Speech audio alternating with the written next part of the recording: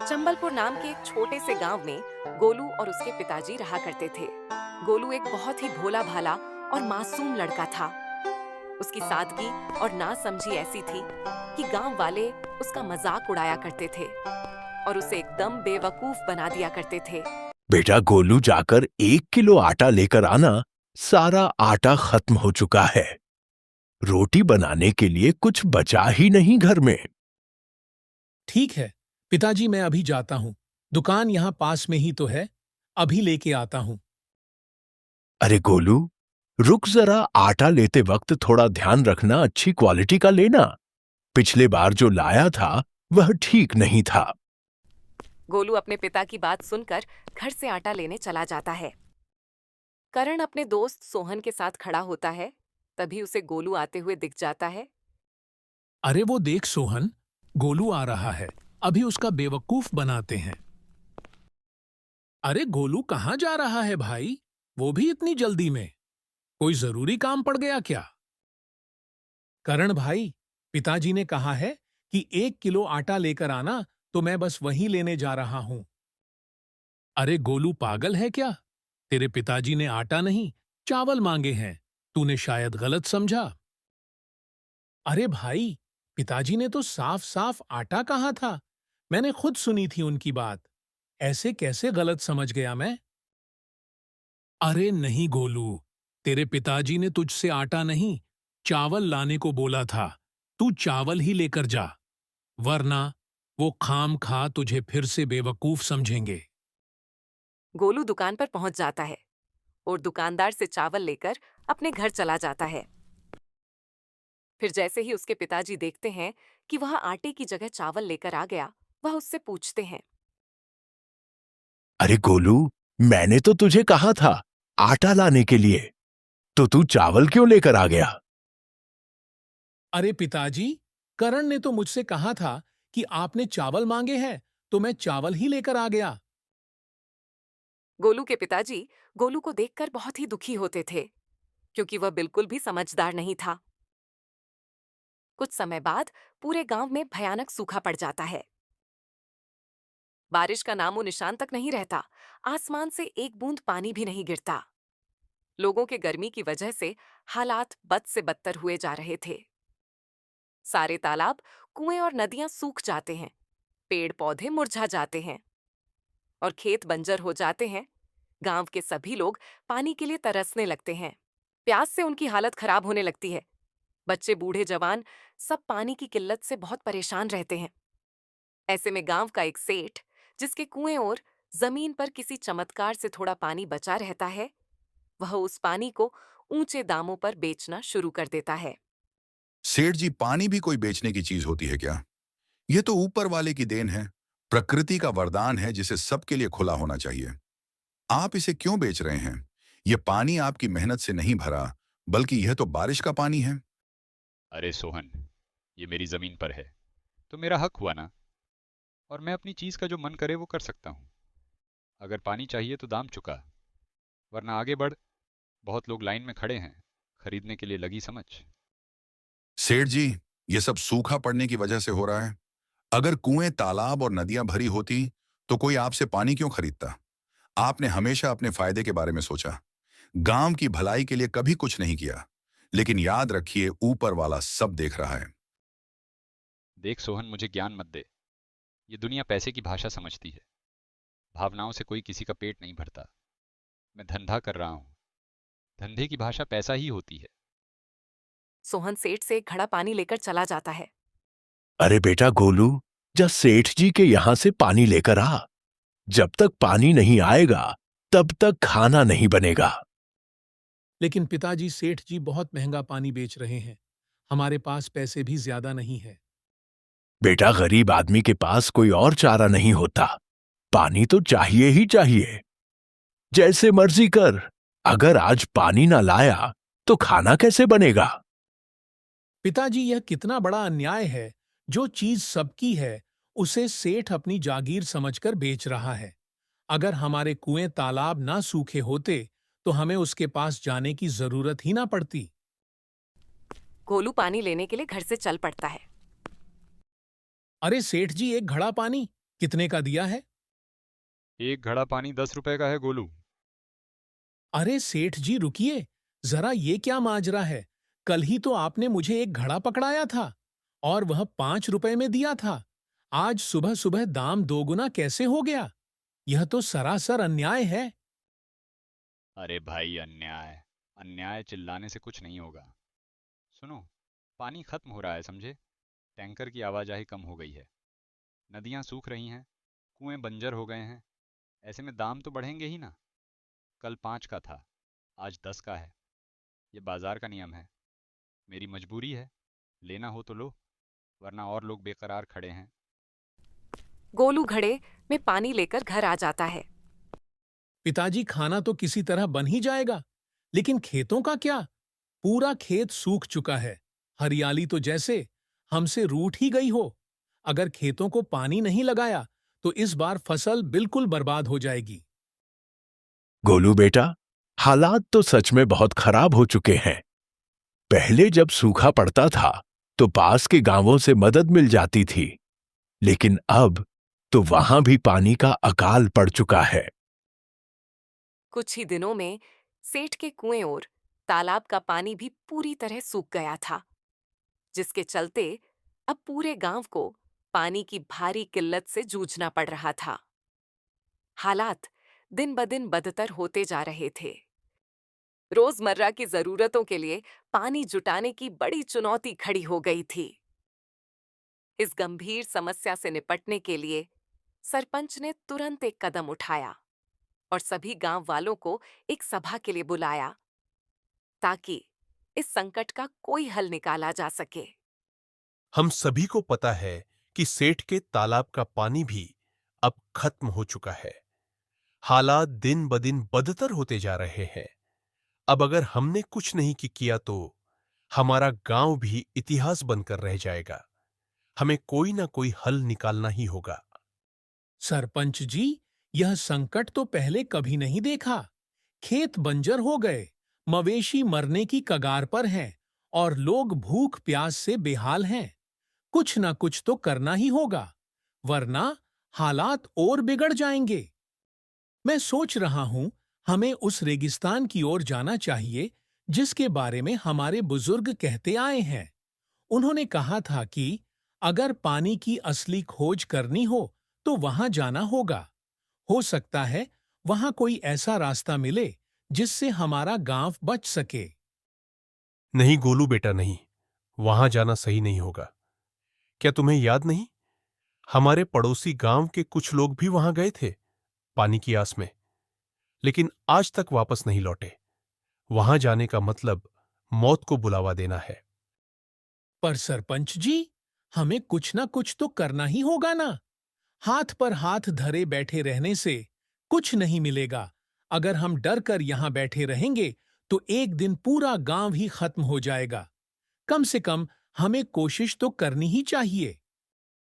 तुम्हारी बात ठीक है गोलू बेटा, लेकिन अभी हमें इस बारे में बात नहीं करनी चाहिए। वक्त आने पर हम किसी ना किसी को वहां भेज देंगे। तुमने देखा बहन, तालाब पूरी तरह सूख चुका है। अब हम पानी कहाँ से लाएंगे? घर में पीने तक का पानी नहीं बचा और मवेशियों को भी पानी नहीं मिल रहा। अगर ऐसा ही चलता रहा तो हमारा गांव प्यास से मर जाएगा। हाँ बहन, मैंने भी देखा हालत तो बहुत ही खराब होती जा रही है। गांव में पहले ही पानी की समस्या थी, लेकिन अब तो बिल्कुल ही हद हो गई है। सरपंच जी ने बैठक तो बुलाई थी, लेकिन उसमें भी कोई ठोस हल नहीं निकला। क्या होगा हमारा? बस अब और इंतजार नहीं किया जा सकता। अगर हम खुद कुछ नहीं करेंगे तो हमारे बच्चे, बुजुर्ग, मवेशी सब प्यासे तड़प तड़प कर मर जाएंगे। हमें कोई समाधान निकालना ही होगा। बहन, मगर करें तो करे क्या, बोले तो बोले क्या? बारिश भी समय पर नहीं हो रही और बाकी जलस्रोत भी सूखते जा रहे हैं। अगर कहीं पानी बचा भी है तो वहां तक पहुंचना आसान नहीं। उधर गोलू के पिताजी की तबीयत पानी न मिलने की वजह से बहुत ज्यादा खराब हो जाती है। उनकी हालत दिन भी दिन बिगड़ती जा रही है, क्योंकि पानी की कमी के कारण उन्हें कमजोरी और थकान महसूस हो रही है। बेटा, अब तो लगता है कि इसी प्यास के साथ हमें जाना होगा। यह पानी की कमी ही अब हमारी किस्मत बन चुकी है। नहीं पिताजी नहीं, आप ऐसा मत कहिए। मैं आपको मरने नहीं दूंगा। मैं कुछ न कुछ इंतजाम जरूर करूंगा। जब तक मेरे अंदर सांस है, मैं हार नहीं मानूंगा। बेटा, सारा गांव पानी की समस्या से जूझ रहा है। मुखिया जी भी क्या करेंगे? जब खुद उनके पास कोई हल नहीं, तो हमें क्या रास्ता दिखाएंगे? नहीं पिताजी, मैं हार नहीं मान सकता। मैं अभी मुखिया जी के पास जाऊंगा और पंचायत से बात करूंगा। सरकार तक अपनी आवाज पहुंचाऊंगा। अगर जरूरत पड़ी तो कुआं खुदवाऊंगा या फिर पहाड़ों से पानी लाने की कोशिश करूंगा। लेकिन आपको ऐसे तिल तिल मरते हुए नहीं देख सकता। गोलू अपने पिता को आराम करने के लिए बोलकर मुखिया जी के पास मिलने जाता है। मुखिया जी, आपको तो पता ही है कि गांव की हालत कितनी खराब हो चुकी है। हर तरफ सूखा है और खेत बंजर हो गए हैं। कुएं सूख चुके हैं और अब मेरे पिताजी इस हालत में हैं कि अगर उन्हें पानी नहीं मिला तो वे बच नहीं पाएंगे। गोलू बेटा, तू बहुत मासूम है। मैं समझ सकता हूं। अपने पिताजी को बचाने के लिए तू कुछ भी करने को तैयार है। लेकिन सोच, जब पूरे गांव में ही पानी नहीं है, तो तुझे अपने पिताजी के लिए पानी कहां से मिलेगा? लेकिन मुखिया जी, इसका कोई ना कोई रास्ता तो होगा। हम ऐसे ही हाथ पर हाथ रखकर नहीं बैठ सकते। अगर पानी नहीं है तो हमें उसे खोजना होगा। मैं अपने पिताजी को मरते हुए नहीं देख सकता। बेटा, एक रास्ता है, पर वह रास्ता बहुत खतरनाक है। मैंने अपने बड़े बुजुर्गों से सुना है कि पास के रेगिस्तान में एक तालाब है, लेकिन वह कोई आम तालाब नहीं है। वहां एक जादूगरनी रहती है। वही गांव में पानी पहुंचाती थी, लेकिन वर्षों से कोई वहां जाने की हिम्मत नहीं कर पाया। अगर वह तालाब सच में मौजूद है तो मैं वहां जाऊंगा। मैं पानी लेकर लौटूंगा, चाहे कुछ भी हो जाए। बेटा, वहां जाना आसान नहीं है। जो भी वहां गया वह फिर कभी वापस नहीं आया। रेगिस्तान की रेत निगल जाती है लोगों को, और वह जादूगरनी, उसकी शक्तियों का किसी को कोई अंदाजा नहीं है। मुझे पानी ढूंढने के लिए आप कृपया मत रोकिए। मैं नहीं रुक सकता। गोलू, मैं फिर तुझे वहां अकेला नहीं जाने दूंगा। यह रास्ता खतरनाक है। अगर तूने फैसला कर ही लिया है, तो मैं अपनी बेटी को भी तेरे साथ भेजूंगा। दोनों आपस में बात कर रहे होते हैं। मुखिया जी की बेटी कमरे के बाहर से सारी बात सुन लेती है और कमरे में आ जाती है। पिताजी, मैं तैयार हूँ। अगर गांव और गोलू के पिताजी को बचाने के लिए मुझे इस रास्ते पर जाना पड़े तो मैं जाऊंगी। लेकिन मैं अकेले ही जा सकता हूं। मैं आपकी बेटी को इस खतरे में नहीं डाल सकता। नहीं बेटा, यह कोई साधारण यात्रा नहीं है। यह एक परीक्षा है, और इसमें साथ देने वाला जरूरी है। मेरी बेटी निडर है और वह तेरा साथ देगी। मुखिया की बेटी और गोलू दोनों रेगिस्तान की ओर निकल पड़ते हैं। अपने लक्ष्य की ओर बढ़ते हुए वे लंबे समय तक चलते रहते हैं। लेकिन अचानक एक भीषण तूफान आ जाता है। तेज हवाओं और उड़ती रेत के कारण वे आगे बढ़ने में असमर्थ हो जाते हैं। तूफान इतना प्रचंड होता है कि उनके लिए एक कदम भी उठाना नामुमकिन सा लगता है। लगातार चलते चलते वे पूरी तरह थक जाते हैं। उनकी सांसें उखड़ने लगती हैं। गोलू, अब मुझसे और नहीं चला जाएगा। मैं बहुत थक चुकी हूँ। मुझे नहीं लगता कि अब और आगे बढ़ना सही होगा। अगर हम आगे बढ़े तो मर जाएंगे। यहाँ तो पानी भी नहीं है। रास्ता खत्म हो गया लगता है। हम कितनी देर से चल रहे हैं, लेकिन कुछ नहीं दिख रहा। नहीं रानी, हमें रुकना नहीं है। हमें आगे बढ़ना ही होगा, चाहे जैसे भी हो। अगर हम यहीं बैठ गए तो यकीन मानो मौत हमारे और करीब आ जाएगी। हमें किसी भी तरह से पानी ढूंढना होगा। गोलू, मैं समझ सकती हूँ कि तुम्हारे दिल में अपने पिताजी के लिए कितनी बेचैनी है, लेकिन अगर हम ही नहीं बचे तो उन्हें बचाने का क्या फ़ायदा। मेरी हालत देखो, मेरे पैरों में छाले पड़ गए हैं। मेरी सांसें तेज़ हो रही हैं। अगर मैं और एक कदम भी चली तो गिर जाऊंगी। रानी, मैं जानता हूँ कि तुम बहुत थक चुकी हो, पर हमें हिम्मत नहीं हारनी चाहिए।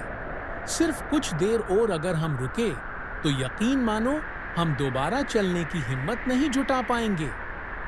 अगर तुम कह रहे हो कि आगे बढ़ना ज़रूरी है तो मैं कोशिश करूंगी, लेकिन मैं वादा नहीं कर सकती कि ज़्यादा दूर चल पाऊंगी। एक काम करो रानी, तुम यहीं रुको, मैं अकेला आगे जाता हूँ। पिताजी मेरे हैं, उनकी जिम्मेदारी भी मेरी है। तुम क्यों अपनी जान खतरे में डाल रही हो? अगर पानी हुआ तो मैं तुम्हारे पास आ जाऊंगा और तुम्हें ले चलूंगा। गोलू रानी को वहीं तपती धूप में छोड़कर आगे चलता रहता है। वह बहुत ही थक जाता है। उसे अपने पिताजी की याद आने लगती है, पर वह रुकता नहीं। वह चलता जाता है। कुछ दूर चलने के बाद उसे वह तालाब दिख जाता है। गोलू तालाब के पास जाता है। तभी उसमें से जादूगरनी बाहर आती है। बेवकूफ लड़के, अगर तुझे अपनी जिंदगी प्यारी है तो चला जा यहाँ से, वरना मौत तेरे सिर पर मंडरा रही है। यह जगह तेरे जैसे कमजोर लोगों के लिए नहीं बनी। अगर तूने मुझसे भिड़ने की कोशिश की तो तेरी हड्डियां भी पहचान में नहीं आएंगी। मैं यहाँ अपनी जान बचाने नहीं, बल्कि अपने गांव के लिए आया हूँ। तुमने हमार गांव का पानी क्यों रोक रखा है? मेरे पिताजी पानी की कमी से तड़प रहे हैं। अगर उन्हें जल्द पानी नहीं मिला तो उनका बचना मुश्किल होगा। तुम इंसान कभी नहीं सुधरोगे। तुम्हारे जैसे लोग पानी की कीमत नहीं समझते। पानी सिर्फ जीवित रहने के लिए नहीं, बल्कि एक अनमोल खजाना है, और तुम लोग उसे बर्बाद करते हो, बिना सोचे समझे बहा देते हो, यूं ही बेकार कर देते हो। मुझे यह बर्दाश्त नहीं, इसलिए मैं उन गांवों का पानी रोक देती हूँ जो इसकी कद्र नहीं करते। जादूगरनी, हमसे गलती हुई होगी, लेकिन प्यास से मरते हुए लोगों का क्या दोष? मेरा गांव अब पानी के बिना खत्म हो रहा है। बच्चे, बूढ़े, महिलाएं सब तड़प रहे हैं। मेरे पिताजी, वह अब और नहीं सह पाएंगे। मैं तुमसे विनती करता हूँ, हमें पानी दे दो।